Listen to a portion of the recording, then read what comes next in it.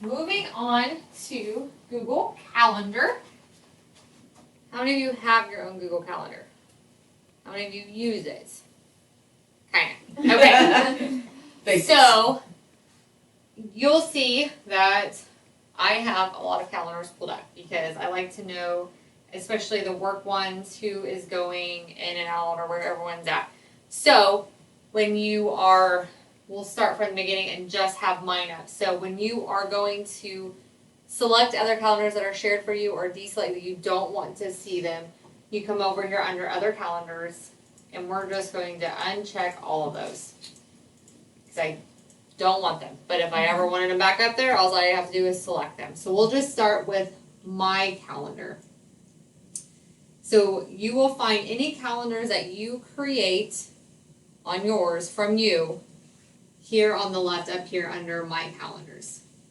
And those are all ones that you would have editing rights to, that you can make, or the manager of the content of them. So those up here under there.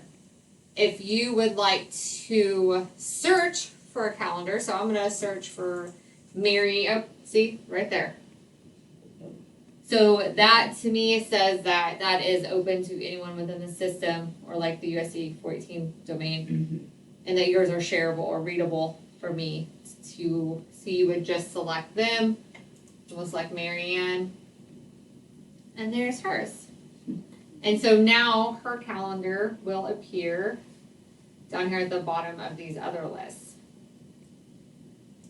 Okay, now let's say you guys, we're going to go ahead and start and just create an advocate calendar. That way next year or in the summer when you're in and out, you can keep track of who's going to be in the office, who's not, if you have meetings or applications. So we're going to create a calendar. Sorry. Oh, goodness. Okay. That's not what I'm trying to do. I'm sorry, guys.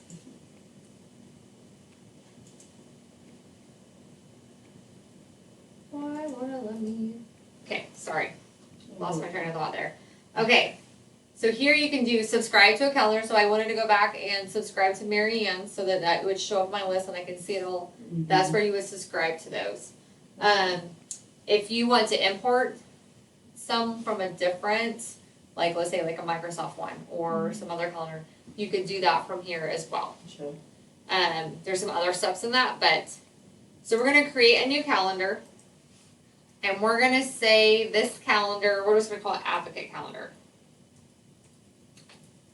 And our description is going to be meetings and events. So we're just going to keep everything tracked right there. And we're going to create this calendar. Now, so when we go back now, it'll appear in your list. So then you guys can subscribe to that calendar. Okay. And that's where it'll be. So let's say because I only have mine and this calendar pulled up, I'm going to set up a meeting for Friday, June 2nd. Okay, and we're going to say, we're going to call it just an advocate meeting. And we're going to do it from, let's say, not too early, from 10 to 11. And we're going to repeat this every Friday from 10 to 11 for the summer. So we're going to go here where it says, does not repeat. You go here. You can select weekly on Thursday, annually on June 2nd. But I'm going to customize it because I want it to end right before we come back. So I'm going to end it on July 28th. So then it stops it. It's not going to be on your calendar every Thursday forever. Okay? So we're going to be here. Done with that. We're going to add some guests. So we're going to have Alex there. We're going to have Jane there. And Marianne. Okay? So here we go. We have our guests. Let's do it we're going to have it at Rhubarb. Perfect. Every Thursday from 9 to 11, we're going to have coffee and have our meeting. Now, this is where you can change which calendar it is. Gotcha. So if you don't want it on your personal one, let's say not just this one, here's what you change it to be for every meeting that you are at. So here are all the, or I'm sorry, our owner or content manager is up. So here's all the ones that I have access to that I have editing rights to change. Gotcha. So I'm going to change it just to that advocate calendar. Now, if you were doing something on your own personal calendar, this is where you would put the busy or free. You can change those too. Okay? Default visibility, this is where you would keep it private too. So if I put, let's say, this is only an event for family advocates, I don't want anyone else in the program to know, it would be private. So unless you have access to this calendar, you could not see it. Okay. This is when it would appear busy, Gotcha. is when you change the visibility. Okay? So that right there. So this busy and free is your times. Like, so if you're open during that time, you're free, if not, you're busy. Okay? You can also add notifications. So if you want a reminder sent to all of you, I'm going to say, I'm going to remind you one day before. We have enough notice. This is also, because if you're like me and you like to color code things, so it's not everyone's the same, this is where you can also change, and it's only for me. You guys have, on your screen, you can change your different colors to different colors. Gotcha. You manage the colors. So our color for advocate calendar, I might be purple and you could be blue. Gotcha. But it's still the same content. It's just whatever is on your personal screen. So this is where you could change that. Can you do As more than well. one notification? So you could do Yep, like a day add before? another, and now you're Okay. doing 10 minutes for. So you could get both. Cool. Okay. You can also, so if we wanted, let's say we have an agenda, we're going to add an attachment. So we can create one of our agendas from our family services. Let me go to our folder, family services. And that way, if you wanted to look at it before we go to meet, here's our agendas. We'll just do this one from 2020. There you go. So now we have an agenda. Cool. Huh. So you don't even have to scroll through, Look for it. It's right there. We can do. You can add attachments too, not just on Google Drive, but if you had something else you wanted to share from your desktop or a photo or something, you can add an attachment there. And so all of those can be added just on. Now, let's say you can't make it to Rhubarb Dream, so we're going to add the Google Meet video conferencing on. So that's where you would access that, so then we're all on there, like, hey, I can't be in there in person, but let's make sure. Or the Zoom is still an option, it's an add-on on your Chrome extension as well, so Gotcha. you can do that on there as well. That's cool. You can see, I think you accidentally did this one time with the see guest list.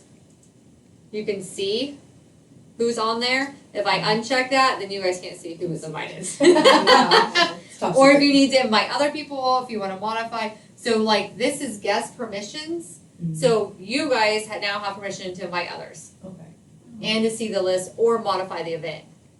If I select that. So if I select that, then you guys have. So whoever's in charge of creating that calendar has all of the rights to what you, the invitees, can or cannot do. Gotcha. Okay, and this will stay the same. So I created it so it's every Thursday at this time with this information. So then it stays the same until I would go in, or if you guys, since you have editing rights, go in and change it. Gotcha. Okay.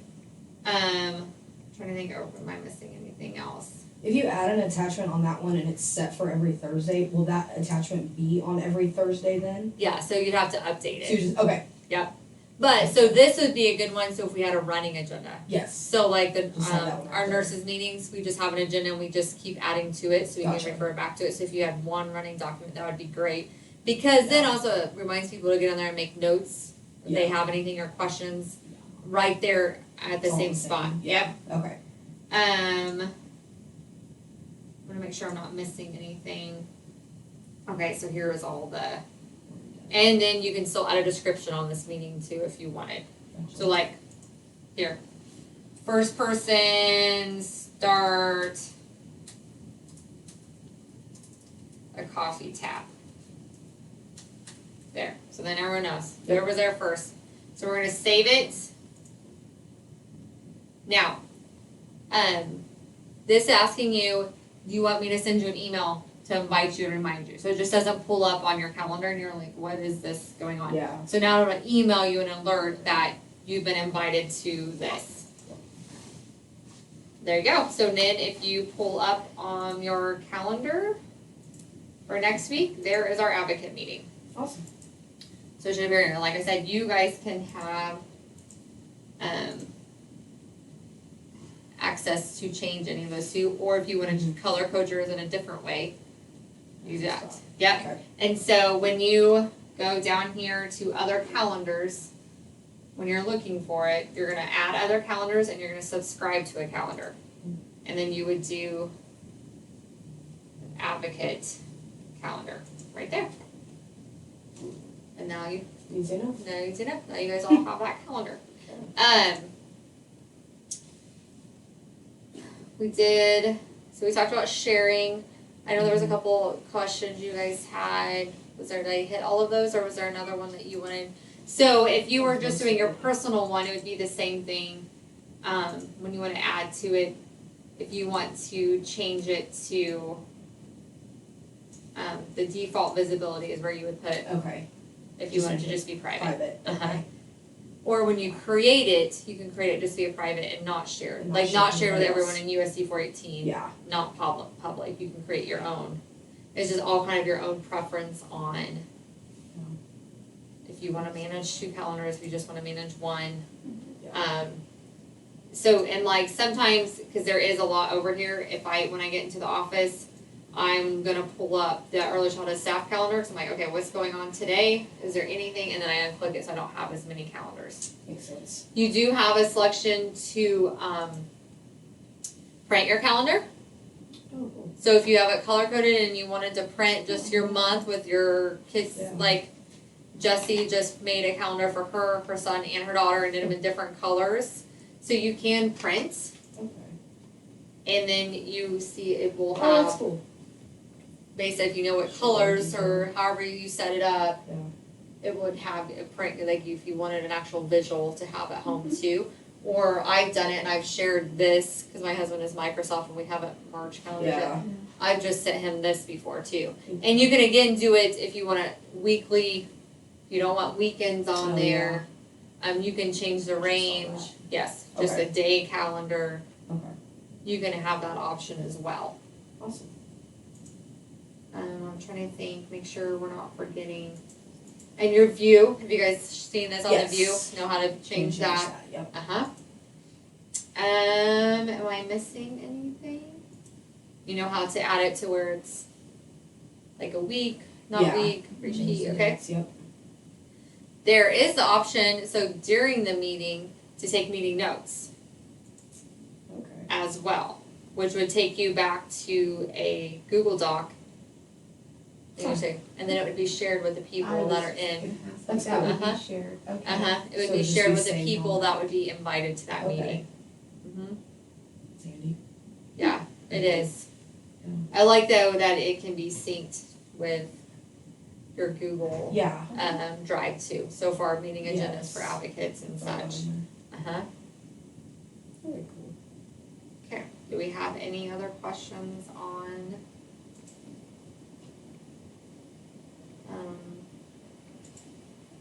So there's also, if you wanted to, they're not, let's say you don't want to be a part of your calendar, but you wanted to email the event to them with a description. So, hey, we're meeting over coffee on Thursday at this meeting.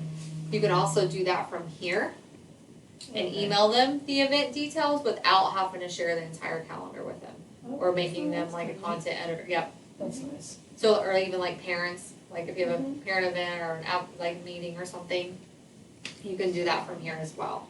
Okay. I'm just going through and making sure I have, Yeah. like I said, you can do multiple events. You can copy it. Oh, yeah.